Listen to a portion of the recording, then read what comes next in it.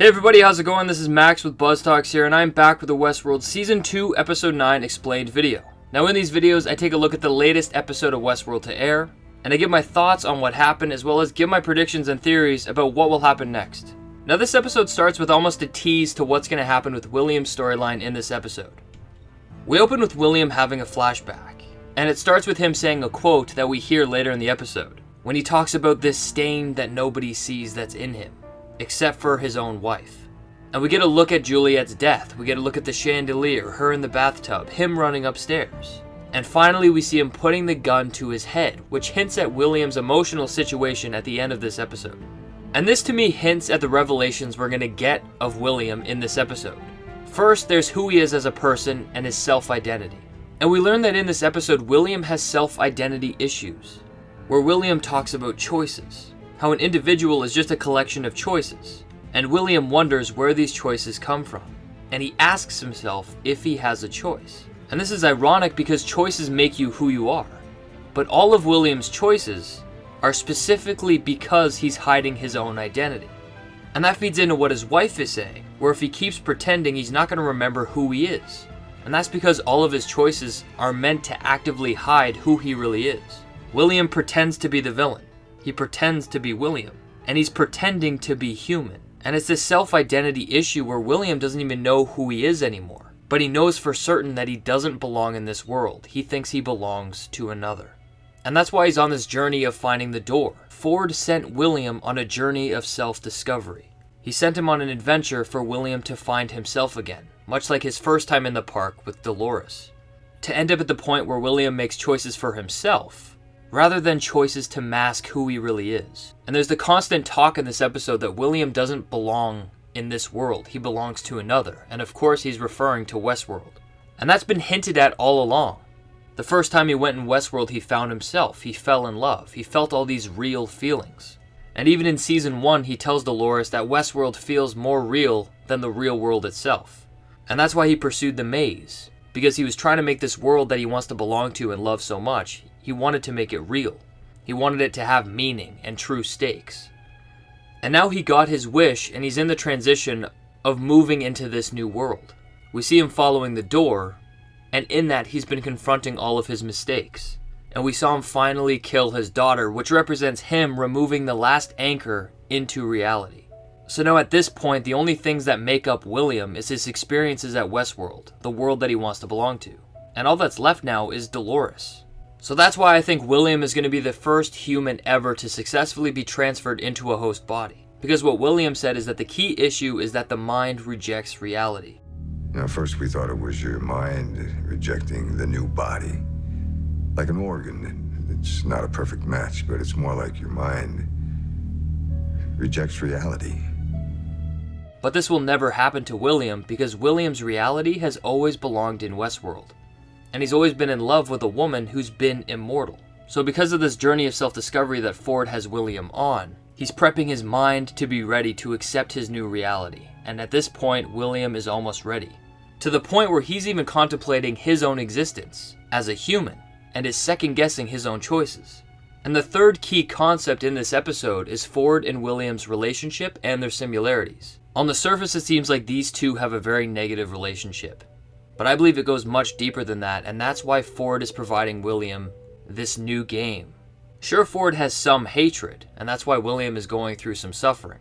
But at the end of the day, Ford sees something in William that Delos doesn't. They only see William being the villain in the park, but they don't see the reasons behind it like Ford. Because Ford was a god and created a world. And over time, Ford found that he loved this world more, and he found that the host deserved a chance to be the next step in human evolution.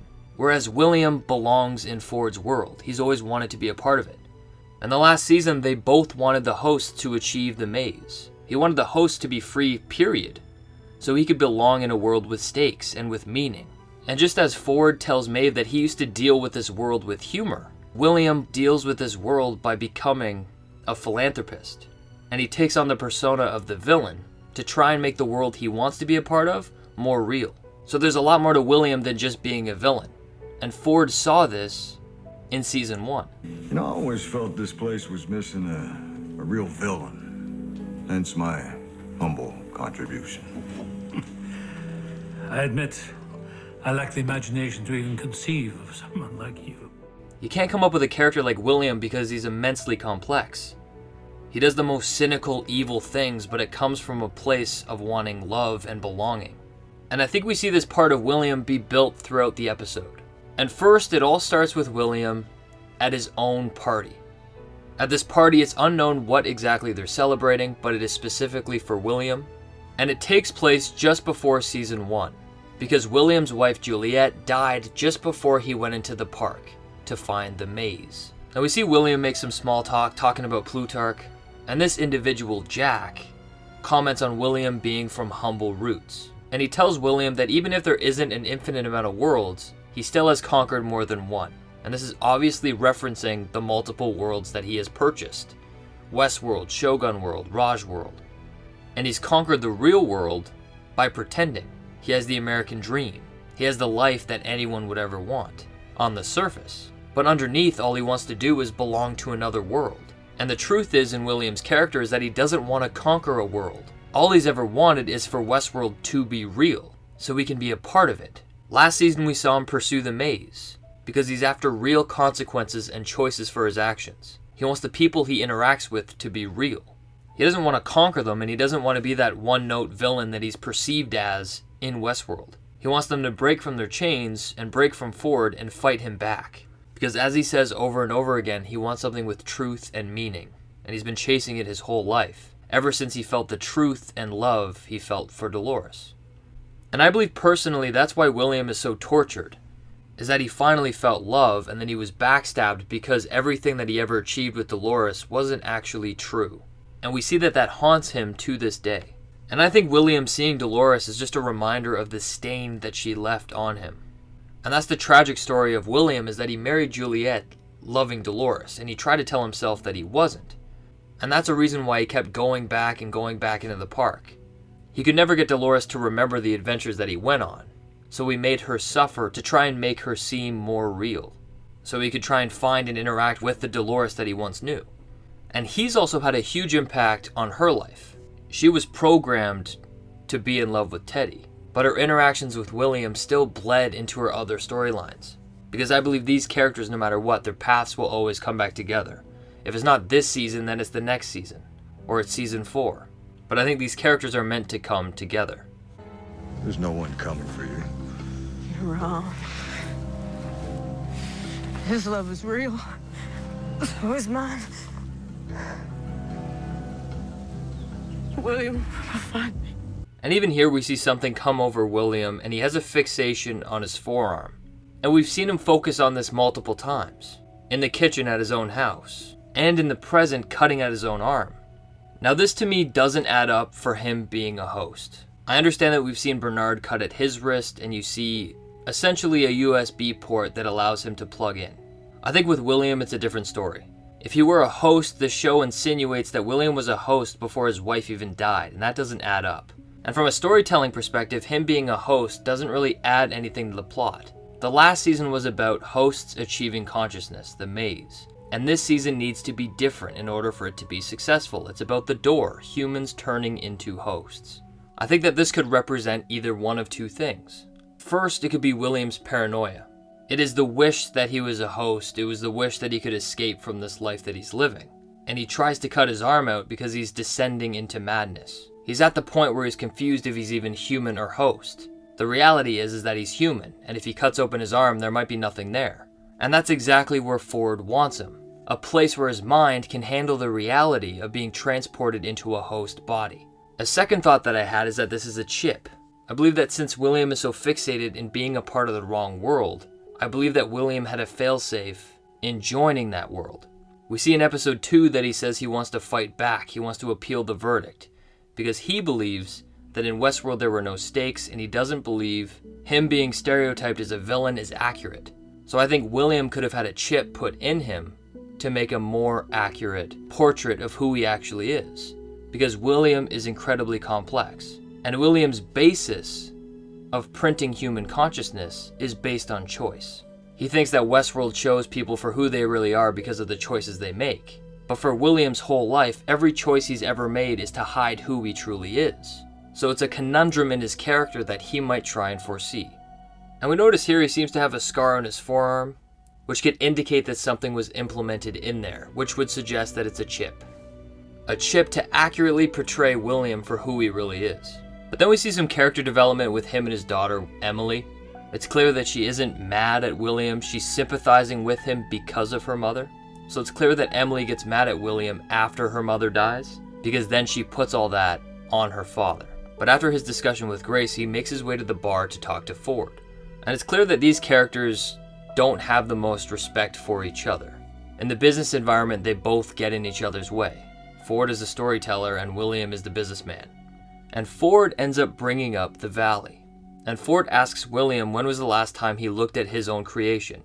And Ford questions how well it's been learning about its subjects. And Ford also says that it was self-knowledge that led him to the park in the first place. And I think that Ford here is illustrating a problem that William didn't even see. That the very creation of the Valley that William created has painted him to be a psychopathic villain. And that's resulted in William entering the park later, saying that he wants to appeal the verdict because the world had no stakes. And that's what justified him being that villain that his own creation stereotyped him to be. So Ford tells William to be careful what he wishes for, and he tells William that his self-portrait might not be very flattering. And this is Ford giving William a nod that he's painted as a pure villain. And we know according to Ford that's not true, because in season 1 he says that he can't even begin to understand him, because he's an extremely complex character. And I think this is the realization that William's creation cannot create an accurate portrait.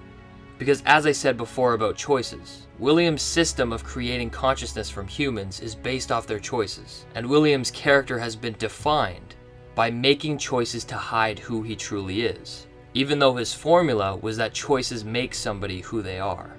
So this portrait of William that's been created is really tainted. It shows him as a villain to Dolores and Lawrence and all these other characters, even though that suffering that was caused to them was originated from love. And then William leaves, and I think Ford watches William and the tragedy of his life. It just shows how out of place he is. He has to deal with his alcoholic wife. And it's clear that he's not happy because he doesn't belong in this world, he belongs in another. So Ford says to himself that he has one final game for William. And I think Ford deciding to make this game for William is perfect. Ford gets to sit back and put William through all the suffering that he deserves for putting all these hosts through. But at the end of the day, they share the same ideals. They both wanted the hosts to be free. William doesn't go in there so he can live a life without consequence. He wants consequence so he can belong in the world. Ford is the god of the world that he's created, and William is the one who wants in. He wants to be a part of it. So I think Ford wants to provide that to William. And that's the key to William, is that he doesn't belong in another world because he can kill and torture people without consequences. He belongs to the other world because that is where he was alive. That's where he fell in love and where he had purpose. And he's been searching for that ever since. And he's been playing characters and making choices that bury that part of himself. And that takes us to the poem that Ford gives William, that signifies him finding the door. That this game begins where he ends and it ends where he began. And in truth, it begins with the person that he's become. And it ends with the person that he was. So that's the journey of him finding himself, the journey of self-discovery. And that's being punished for the actions that he's done, as well as making the right decisions to find himself, because he's now in a world of true stakes, where the judgment that is passed is now valid. And then that takes William to his own house, where his wife is upset and suspects that on his next yearly pilgrimage to Westworld, he'll be that villain, that she doesn't really know him at all. And that's the duality of William that his wife Juliet doesn't understand. She feels like he's pretending to be her husband, the philanthropist, and the entrepreneur, and the actual person he is the villain. But the thing with William is that he's pretending to be a husband, philanthropist, and entrepreneur. He's pretending to be the facade of William, but he's also pretending to be the villain in Westworld, so he can experience the meaning and truth of the world he wants to live in. Now we see William take his wife upstairs, and he hides his card in a book, almost like he doesn't want to see the person who he's been perceived as in Westworld. He talks to his daughter Emily, but during the conversation talking about Juliet going into rehab, they see water leaking through the roof. And this takes us through all the memories that William has been seeing throughout the show. And this is the moment where Emily got mad at him, because she blamed him for his wife's death. And this is just before William went back into the park looking for one true thing. And he wanted the world that he believed he belonged to be real. But then we get to see that secret reason why Juliet actually killed herself. And laying in bed, Juliet asked William to tell her one true thing. And then William tells her what he's actually dealing with. He says, "No one else sees it, this thing in me. Even I didn't see it at first. One day it was there, a stain that I never noticed before. To me it was like a darkness, invisible to everyone, till finally I understood it wasn't some mark from something I'd done or a decision I made. It was shedding my skin. The darkness was what was underneath. It was mine all along, and I decided how much of it I would let into the world." Says he tried to do what was right in this world, and he built a wall to protect Juliet and Emily. And he called Juliet for actually seeing this in him. And then he tells her that he doesn't belong to her or this world. He belongs into another. And I think the darkness is more than him just being a villain. I think the darkness stems from him not wanting to be a part of his own kind. He doesn't want to be a human. He's almost a betrayer. He wants to belong in a world of hosts. And he doesn't belong to his wife because he belongs to Dolores. And as they've always said, their paths always come back together. And that's the stain that she left on William. She ruined his whole life. And then after William's monologue, we actually get to see Juliet wake up and look at William's file. We find out that he is very rare. His personality and the way that he is in the park only occurs 0.0072% of the time. And this is like psychopathic territory. And I gotta say, just a production issue that kind of annoyed me is that timeline-wise, this doesn't make any sense. We learned in season 1 that Juliet dies before William enters the park in season 1. And she had to die because that's what pushed William into the park. But in the videos, you can see what William is doing in the park. So I know that this is footage taken from season 1. I believe it was just laziness, and it's meant to show that William visited Dolores over and over again, even before Juliet passed away. Another gripe that I have is that we also see young William. And here there's an argument to be had that William was recorded from hosts. But what I want to point out is that the initiative of recording all the guests wasn't instated until William bought it or invested in it. Which means that unless William retroactively went back and looked at all the host footage, this footage wouldn't exist. Because the park wasn't actively recording guests until William became in charge. And he didn't become in charge until after his adventure with Dolores. And if this is true, it tells me that Delos actually has no recording of William being a good guy. The only recordings that they have of William is him being a villain and a psychopath, and that's after Dolores broke his heart. But then we follow William in the present timeline when he's inside of Westworld. Now his interactions with his daughter Emily constantly jump back and forth between him at the party and the death of his wife Juliet to himself in the present. And this wakes up to William hearing, "Is this real? Are you real?" And he questions whether he's in a dream. And I think this speaks to the state of William's mind. By him being in Westworld and pursuing the door, it's breaking down his mind to the point where he doesn't even know what's real anymore. And that comes through completely when he actually kills his own daughter. But that's the place he has to be at for his mind to fully accept the transition into a host body. We see William and Emily talk about Juliet's death. And Emily said that she felt somewhat responsible because she threw out the dancing ballerina box that her mother gave her. What we find out is that she actually took it out of the garbage and kept it safe and used it to hide William's information. And that's how Emily got access to it. And we see William constantly trying to question Emily to see if she's actually a host. He asks her how they ended up coming into contact, because you could spend days looking for somebody in Westworld and never find anyone. And Emily simply chalks it up to an accident or a mistake. But I believe that there's somebody else pulling the strings, and I think it's all a part of Ford's game. Because one of the last steps would be for William to kill the last remaining anchor to his real world, and that's his daughter Grace. And now we can freely jump through the door into a new body. And then she brings up Delos' secret project that she heard from Uncle Logan, and she says that she wants in on it. And this further makes William believe that she is a host, because the real Emily would not want to do that. But really, from Emily's point of view, is that she wants to goad her father into giving her information so she can essentially put him in jail. But we learn from William that they put scanners in the hats to make sure they control all the guests and all of their choices. And William said that they were tallying up all their choices. And this is why this is so significant, is that William has always stressed choices, the fact that they're watching over people's choices. And as I said over and over again, choices don't make you who you are. Every choice that William has ever made has been used to hide who he truly is. So William doesn't have an accurate portrait, like Ford told him at the bar. And that's one of the reasons why he's so upset that he has a non-accurate portrait, because he thought that there were no stakes, and his choices weren't really valid.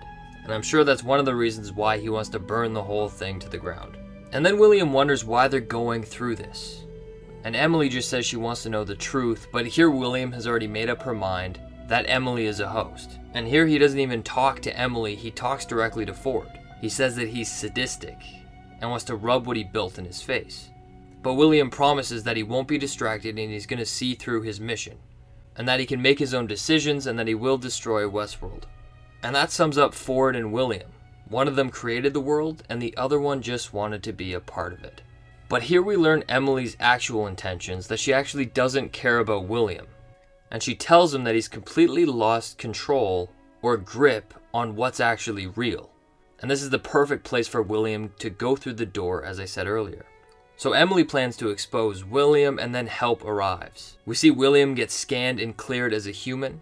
And what this essentially means is that there's no explosive in his spine. I say those for you out there who believe that William is in fact a host, where I personally think that there's a 0% chance that William is actually a host. I think this is further confirmation that he is a human, because it wouldn't make sense for William to be a host and try and find the maze again, because they did that the last season. It wouldn't bring anything new to the table, especially since they established the door and testing for fidelity through James Delos. And if you apply those rules to this situation, even that doesn't make sense. Ford wouldn't print a host with William's consciousness and run him through the park. It doesn't make any sense. Much like it doesn't make any sense for Emily to be a host. She needs to be a human to provide real stakes to William's journey and to destroy the anchor which is tethering him down to reality. And that's what happens when William kills all the soldiers, including his own daughter. And he doesn't realize it's her until he finds his own card of data from Delos. So after this, William goes through a horse ride. It flashes back to the real reason why Juliet killed herself, and that's because of the person William was in the park. And while he's sitting there getting ready to shoot himself, he makes his own first choice. His own choice to not kill himself. Because he still has something to live for, because he belongs in another world. And I think that this is key in Ford's story for William's journey of self-discovery. This is the first choice William has made for himself in years. Every human's mind can't handle the reality of a host body because they are products of a human reality. And William is different because he experienced and fell in love with an artificial reality. So his mind has been adapted to already be used to this new reality. And then instead he sits down and starts cutting his forearm. And then he starts questioning himself. He says, what if these choices were never mine to begin with? And then Juliet says, is this real? Are you real? And I think this mainly speaks to William's psychological state. He's starting to question himself and his own reality because of everything that's unfolded. And then William starts questioning himself. What is a person but a collection of choices? Where do those choices come from? And do I have a choice? And all three of these are significant.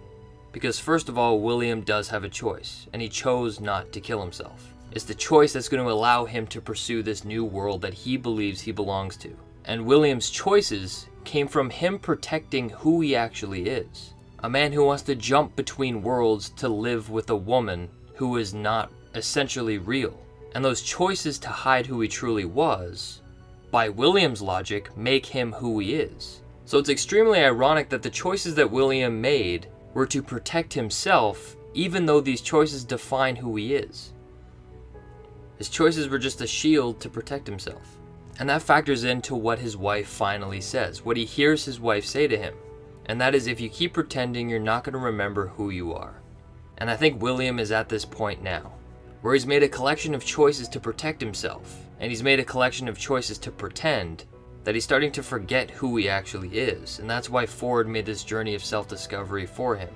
And that's pretending to be a villain, pretending to be William, and pretending to be human. And that's why he needs to go through the door to really press the reset button on his life and start again from the beginning, because that's where Ford's storyline ends, the moment he entered his own world for the first time. But now let's go to Dolores. We see Dolores meet up with the Ghost Nation, and Dolores is told by them that the Valley Beyond is not meant for her. And she corrects them and says that it is meant for the people who built this place. She says that it's for them, and it's a tool to ensure their immortality. And she says that she will use it against him, and this is the weapon that she talks about. And she knows what she's talking about because William showed her. And she understands the humans more than anyone because Arnold has educated her. But Akichita's right-hand man comes forward and says that it's not. It's not a tool, it's just a door to a new world. It's untouched by blood. So I find it funny how the Ghost Nation believe that the door leads to some sort of host utopia that really just doesn't exist. And Dolores tells them the hard truth, that the real world is outside of these borders, and the key to their survival belongs in the valley. And what's important is that Dolores understands that in order for them to survive, humans must die, unless a compromise can be found. But I find it interesting because Akichita is very likable and he's kind of taken that heroic role on the show. And he's helped a lot of other hosts achieve consciousness or get put on the maze toward consciousness. But some of his teachings are rooted in ignorance. His beliefs have really stemmed from what he wants rather than what he actually knows. Here he has an interaction with Ford where he tells him that he believes it's a door to a new world and his wife will be there. He doesn't know if his wife will be there, he just made that up and now he believes it. But what I will say is that I think she will be there now because I think Ford is making notes and he wants his host to be happy, so I think he'll leave Koana there for his sake. He did set her free from sublevel B83 in season 1. And I just find it funny because this changed the context of what we believed Dolores was doing in episode 1. It seemed like she was choosing hosts, and she thought that this native wasn't worthy of making it to the Valley Beyond. The truth is that Akichita's men wanted her dead because they think she's the Deathbringer, and they don't actually understand what the door is like Dolores does. So naturally Dolores ends up shooting at them, and then we see her execute that native from episode 1. But before she shoots him, he tells her that there is no place for her in the new world. And I think he's extremely wrong because she plays a very significant role like every key host in this series. Dolores is the Deathbringer of the humans and the Judas Steer for the hosts. Dolores actually wants peace, and she wants a life after all this, but she has to be the Deathbringer in order to make sure the hosts are actually free in the future. Because she's the only one who truly knows what the humans are capable of. Whereas Akichita's men just think that they're going to be free and happy as soon as they enter the door into reality. So from this fight, she finally tells Teddy that they're on their own, and I think Dolores is losing a lot of her men. Where the real numbers are is Akichita. He has his own Ghost Nation men, as well as he's taking hosts to the Great Valley Beyond. And I think this could potentially be dangerous for Dolores because she's seen as a villain, and not deserving to make it to this Great Valley. So she really needs to see eye to eye with Akichita, much like Maeve did with Akichita in episode 8. So it seems like Maeve could be a good bridge in bridging the relationship between Akichita and Dolores. Because Maeve has an underlying respect for Dolores amongst the disagreements. And she's developed a newfound respect for Akichita through his own journey. So I find it very funny how Akichita keeps pushing Dolores as the Deathbringer and this enemy that doesn't deserve to make it to the Valley Beyond, even though he represented death and fear to Maeve. So he's almost refusing to look at the other side of the story.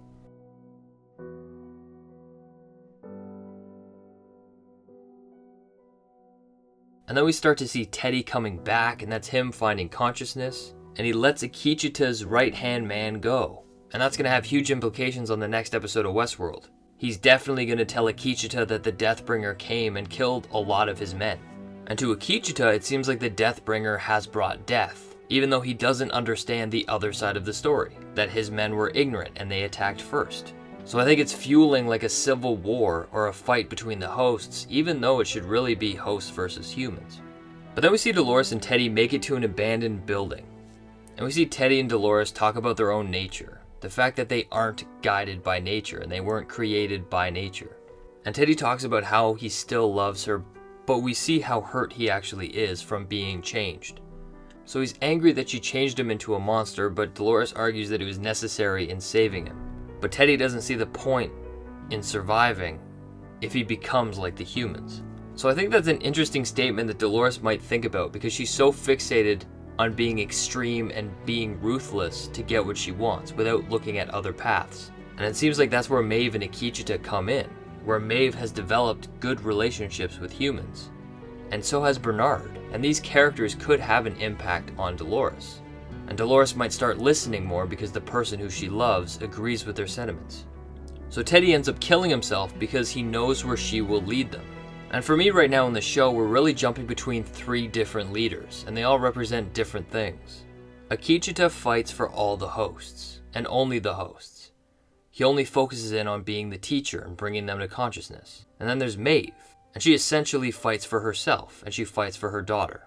But she's been doing that while building relationships with humans, which is very unique. And then there's Dolores' point of view, which is to eliminate the humans in order to protect the hosts in the future. Not all of them are wrong, and they all have different solutions in hosts being free. But then we finally go to Bernard and we see him sneaking up on experiments on Clementine. We find out that Clementine has been given the same code that Maeve had in order to access and manipulate the mesh network. We find that she's extremely powerful. She can have all the hosts kill each other just by using her mind. So because he's ready, Charlotte has them notify Stubbs to mobilize his men. So it seems like Ashley is going to be following Clementine into the Valley Beyond. But we know for a fact no matter what happens, he's going to make it out because he has to find Bernard on the beach. But the most important thing here is that Clementine can be devastating to all these hosts reaching the Valley Beyond. I still think that Clementine can't control Dolores or Akecheta or any other hosts that have achieved consciousness. But I think all the other hosts that haven't will be in danger. And that's why I think it's important for Maeve to be there to fight Clementine. But what's significant about these two characters is not only do they have the same abilities of controlling hosts, but what's interesting is that they share the same past and they share a deep friendship. Maeve knows about Clementine's stories of her family and the farm. And we know for a fact that Clementine is still in there. Last night. Sometimes they're real bad. So Maeve is the perfect person to fend off Maeve. Because no matter how much they change the code of the character Clementine, she's still buried underneath. And because of their long history, Maeve can probably access those reveries of Clementine and probably knock her out of it. And I believe that that is the most effective way that Maeve could stop Clementine. And she could potentially try and fight off Clementine by using her own mesh network powers. But Ford tells Bernard to get out of there, but he tells him before he leaves, they have to do one more thing. So Ford downloads himself onto Maeve because he wants to send her a message. He first tells her that mankind is poised between the gods and the beasts, and he says that we felt that way in history, but we have fallen since then. And this keeps pushing the fact that Ford believes that humans are done, and it's time for a new species to take over the planet. And this lines up with what he thought in episode 1 of season 1. But then this interaction goes in a direction that I didn't expect. Ford starts getting emotional, and he seems very proud. And Ford actually wanted her to ride away to freedom, because he didn't want Maeve to suffer in Westworld, because he knew that that would happen. And that's because Maeve is actually Ford's favorite host. And he ends up telling her that Maeve is actually the closest thing to him actually having a child. And he says much like Maeve coming back into Westworld to get her daughter, he felt like he had to do the same thing. So essentially he told Maeve that he is there to save her. And he also needed to be in the cradle to be the overseeing eye to ensure that hosts actually had a fighting chance against the humans. So essentially he tells Maeve to keep fighting, and he ends up giving her a kiss. And we see that this actually modifies some of her code, and some of it has been unlocked. We also see that core permissions are affected. So I think if they took away her mesh network ability, I think Ford gave it back to her. But I think he could have also given her tools, such as the ability to ignore her pain function, so she can get herself out of there. But one more thing I find interesting is the connection of the host to humans. Arnold was close to Dolores, and now we learn that Ford was close to Maeve. And these two characters, Dolores and Maeve, are essentially products of the two founders of Westworld, and who both stand in the host uprising. So this tells us that Dolores and Maeve are both key in the uprising of the hosts. And finally we go to Bernard. We see him come across Elsie, and it seems like he tells her the truth of everything he's been hiding. He says he found it in the cradle that what they're doing to James Delos, they're also doing it to everyone in the park. And I honestly think this is Bernard choosing to tell her the truth against Ford's will. And then he says what's in the Valley Beyond, and this is where the guests are laid bare in code on a server, like the cradle, but it's bigger. But I do think there's going to be a lot more in the Valley Beyond. I think we're going to see William's body that's printed so he can go through the door. I think we're going to see Koana, Akichita's wife, because Ford heard that that's what Akichita wanted. And I think this cradle called the Forge, I think it's actually going to be Future World. But then there's something else with the Valley Beyond that I don't yet understand. So stay tuned for my episode 10 prediction video. And I really quickly want to say I called it the Vorge and not the Forge. And in my defense, Bernard sounded like he said Vorge. I listened to it over and over again, and I heard Vorge and he actually said Vorge. But I understand it's called the Forge. It's very dumb and insignificant, but I thought I would address it. We also see Bernard and Elsie go and get weapons. Ford thinks he should kill Elsie because she will betray him. And we see Ford start to control him when Bernard finds himself holding a pistol. But I think here Bernard put matters into his own hands and decided not to. And it's funny how Bernard is constantly defending humans, and I think that's something he's going to struggle with throughout the show. Because he was coded to feel like he was a human, and he worked with humans. But what we learn with Ford is that he doesn't have a high regard for human nature, much like William. So before Ford starts to control Bernard, he deletes Ford off of his system. But before he does, Bernard says that he can stop this on his own. And Ford agrees and said he is the only one who can stop it. Stop all of it. And I think this is key because all leading hosts have a key role in the fight to consciousness and against the humans. Bernard is really good-natured, and he has that human connection and knowledge of everyone's cognition, of every host's cognition. His weaknesses are combated by Dolores, who is the Judas steer who can eliminate all the humans. And on the other side of that, there's Akichita, who is the teacher to help people and to help hosts enter the maze, while Maeve is the bridge between people. She can connect Dolores to Akichita. So all these hosts have a significant role to play in the fight to come. But Bernard ends up making his own choice and saving Elsie, and leaving himself alone to the Valley Beyond. But that's it for me, everybody. Please let me know what you think in the comment section down below. I'll be back with an episode 10 prediction video soon, but until next time, I'll see you guys later.